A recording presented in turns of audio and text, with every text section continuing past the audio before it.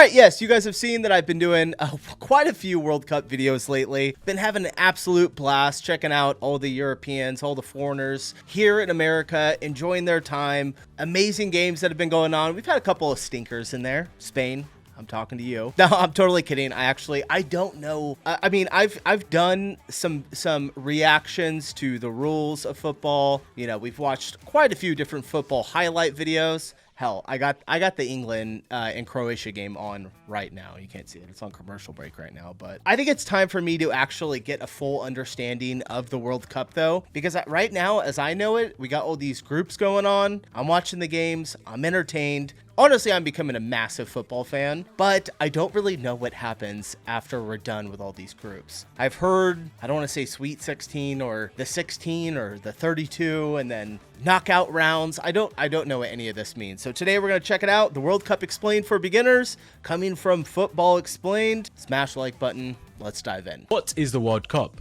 The World Cup is the biggest international football tournament in the world. Unlike club football, where teams like Real Madrid, Manchester United, I think it's the biggest sports tournament in the world, right? Arsenal or Barcelona compete, the World Cup is all about countries. Instead of supporting a club, fans are watching national teams like Brazil, Argentina, England, France, and many others compete to become world champions. The tournament is organized by FIFA and usually takes place every 4 years. That is part of what makes it feel so special. You do not get a World Cup every season, you get one every 4 years. So every tournament feels like a major global event. At its simplest, the World Who has it next after we do? I'm kind of curious. Do they? I remember when they chose the U.S., but they have like a certain amount of countries that are kind of like in the running right now, right? I don't know. Maybe he's going to cover that. Might be jumping the gun. World Cup is football's way of answering one question. Which country has the best national team in the world? Why does the World Cup matter? The World Cup matters because it is bigger than just another football tournament. For many countries, it becomes a national event. People who do not normally watch football suddenly tune in. Families, friends,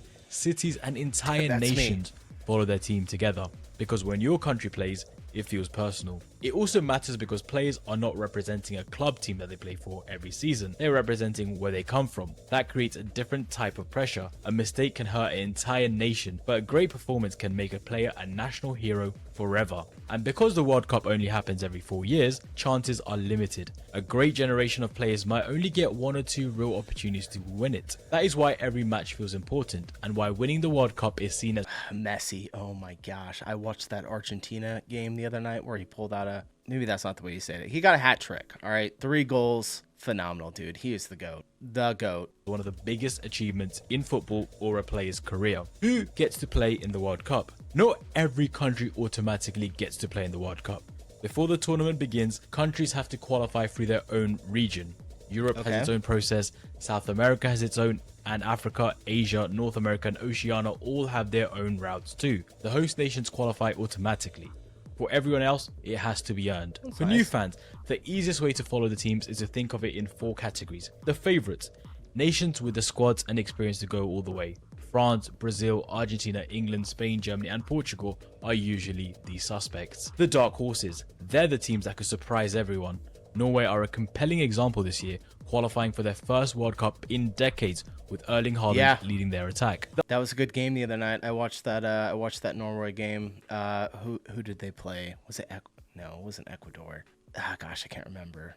It was a good game though. I really enjoyed watching it. Why can't I think of it right now? There's been so many countries' names that I just never say. That's why they're kind of like slipping past. The underdogs are nations who very few expect to go far, but who create the tournament's best stories. In 2022, Morocco reached a semi-final and Japan beat both Germany and Spain in the group stages. Nobody saw either coming. And the star players, the individuals who can change a game in one moment.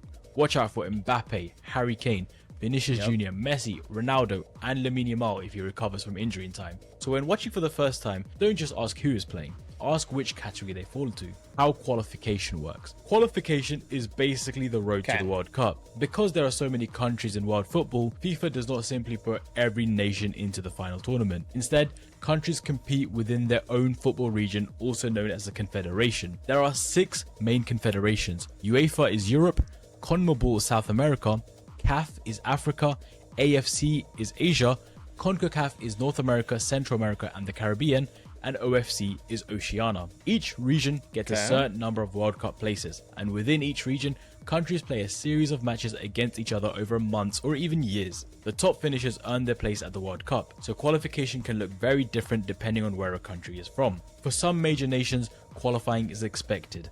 For others, simply reaching the World Cup is a historic achievement. And for the 2026 World Cup, this matters even more because the tournament has expanded from 32 teams initially to 48 teams, meaning more countries than ever will get the chance to play on the biggest stage in football. How the World Cup draw works.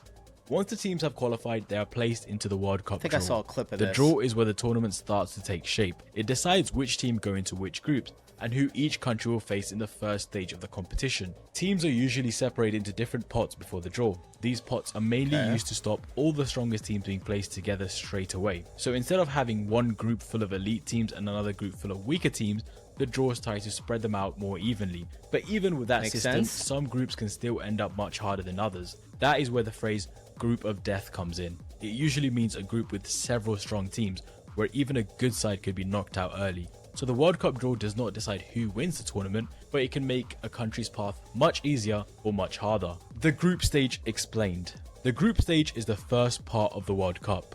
After the draw, teams are placed into groups of 4. Each team plays the other 3 teams in the group, giving every side 3 matches to prove themselves. The aim is to collect enough points to finish high enough in the table and reach the knockout stage. In the 2026 World Cup, the top 2 teams from each group.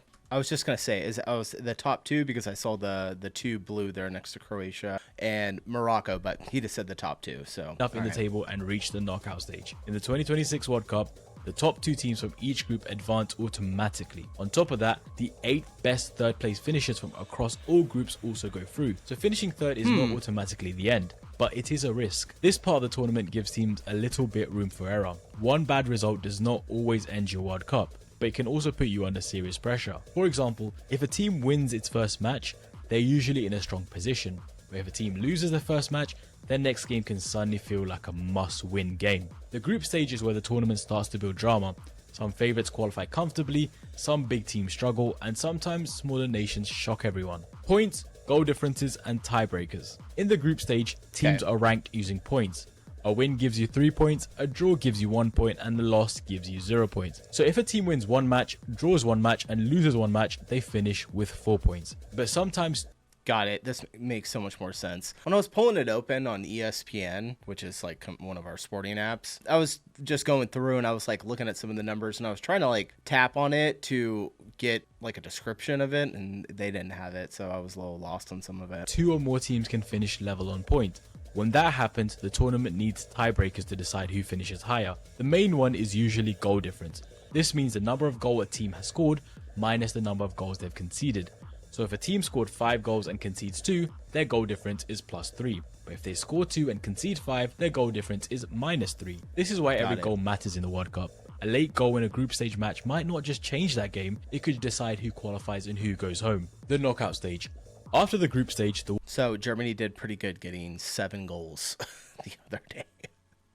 I was blown away by that game. I didn't watch all of it, but I think I watched like the second half of it. More brutal. In the group stage, a team can lose a match and still recover. But in the knockout stage, there are no second chances. If you win, you move on. If you lose, your World Cup is over. The knockout stage follows a clear path. The last 32 starts the process, and the last 16, then the quarterfinals, then the semi-finals, and finally the final itself. With 16 over, the knockout stage follows a... Take a look at this. The final, and then it goes up. Oh, is that third place up there? All right. Clear path. The last 32 starts the process, and the last 16, then the quarterfinals, then the semi-finals, and finally the final itself. With every round, the field gets smaller and the stakes get higher.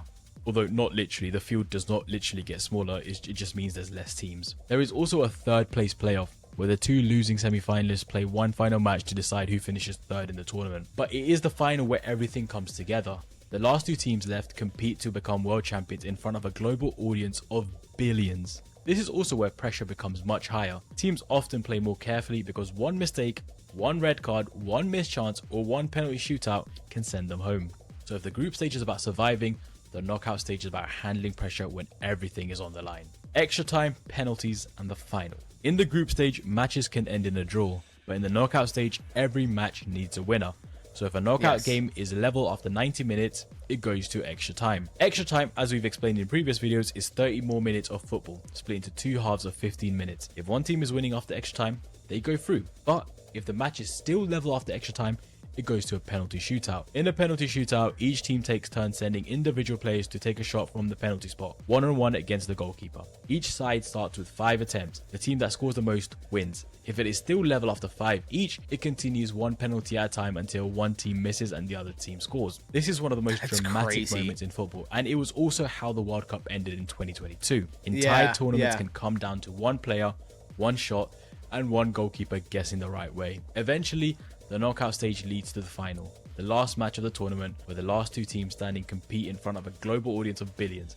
The winner lifts the World Cup and becomes world champion. And that is the basic structure of the World Cup. However, if you want to take it further and get a proper grounding in football itself, I've put together the Football Explained Beginner Starter Pack. It covers the rules, positions, tactics, Nah, I and don't trophies, need and it'll all get you from that. beginner. If anyone wants it though, I'll have a link to Football Explains video down in the description below if I don't know, you want to buy that for someone that's maybe younger and just trying to get in, understand the rules. But I think I got it. Really, really interesting. All right, makes sense. I kind of felt like that's how it was gonna go. I guess I just hadn't seen anyone explain it to me yet. So now I know. I'm pumped. I can't wait.